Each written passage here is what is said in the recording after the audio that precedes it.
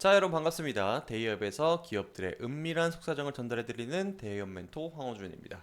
자, 오늘은 동국CM이라는 그룹에 대해서 알아볼 건데 이 회사 어떤 회사이냐? 동국제강의 내연 사업 부분이 인적 분할이 되었죠. 그러면서 컬러 강판과 내연 강판을 주력으로 현재 판매 중이고, 또 하나 재밌는 포인트는 이게 주가에 가장 큰 영향을 끼칠 텐데, 유럽 시장 진출과 신사업으로 체제 전환 속에서 어떠한 일들이 일련적으로 반복될 가능성이 매우 높은데, 이 부분에 대해서 오늘 중점적으로 다뤄보도록 하겠습니다. 자, 오늘 키워드 제목을 유럽 시장 진출을 노려라라고 말씀드렸는데, 이걸 노리게 되면서 여러 가지 회사에서 변화가 일어나게 되는데, 이게 상당히 중요한 포인트입니다. 바로 내용 시작하도록 하겠습니다. 자, 먼저 무엇을 하느냐, 이걸 꼭 알아야 됩니다, 여러분들. 일단은 동국 제강 내에서도 여러 회사들이 쪼개져 나왔기 때문에 이것에 어떤 걸 주어졌는지 이게 중요한데, 동국 CM이라는 회사는요, 강판을 만드는 회사입니다. 쉽게 생각해서 이러한 철판대기 있죠. 요거 용도에 따라서 많이 분류가 되는데, 용도가 여기 보이시는 것처럼 가전, 자동차 부품, 덕트 건축, 방음벽 뭐 안 들어가는 데가 없다랍니다.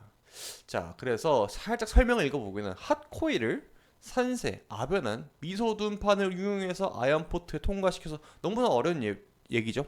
그래서 그냥 정리하자면은 철강 제품을 특수한 용도에 따라서 분류한 그러한 제품이다 라고 정리할 수 있고, 두 번째 대표적인 제품이 요거예요. 컬러 강판. 뭔가 고급 인테리어에 쓰일 것 같죠? 실제로도 그렇게 사용이 되고 있습니다. 그래서 건축 자재로도 사용이 되고 있는데, 요거의 매출이 얼마나 나온다고요?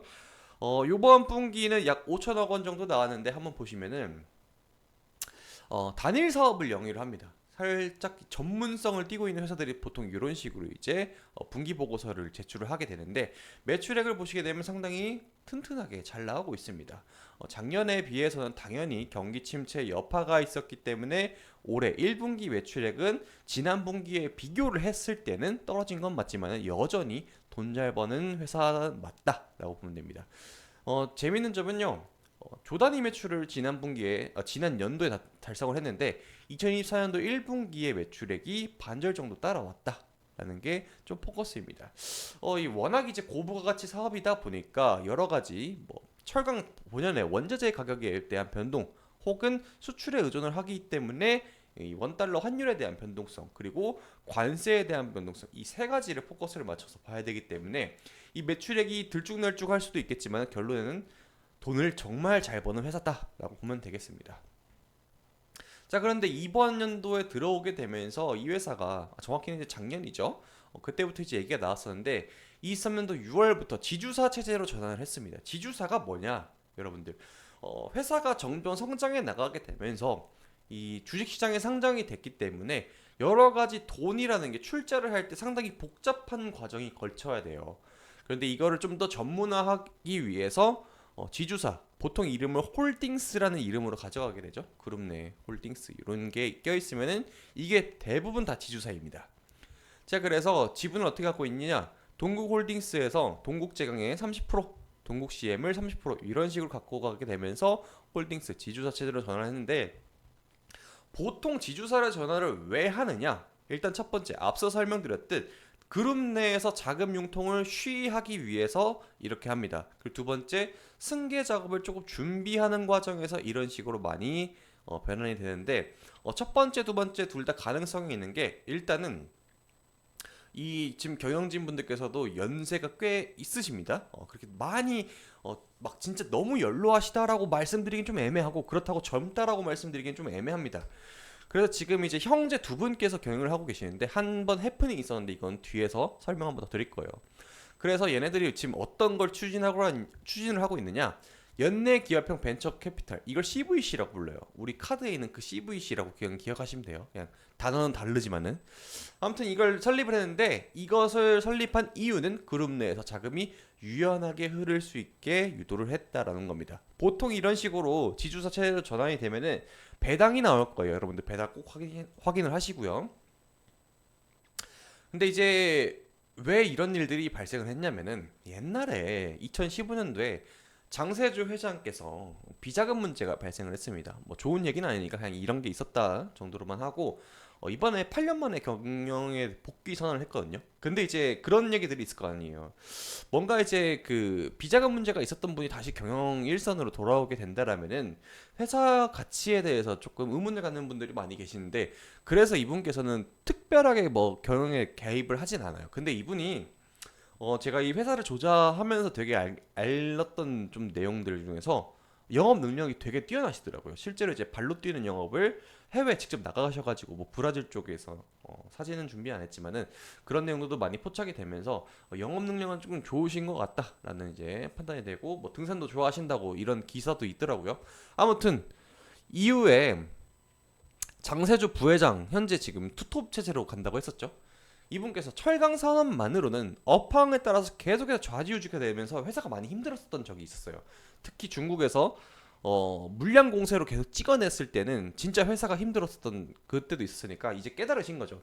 야, 이것만으로는 앞서 말씀드렸듯 관세, 환율, 뭐 원자재 가격의 변동, 이것만으로는 회사가 더욱더 성장이 좀 어렵겠다. 그래서 지금 방향성을 잡은 게 친환경, ESG. 보통은 이제 지속 가능 경영이라고 부르게 되죠. 이걸 하기 위해서 회사 자체를 다각화하려고 해요. 그러면서 뭐가 필요하겠습니까?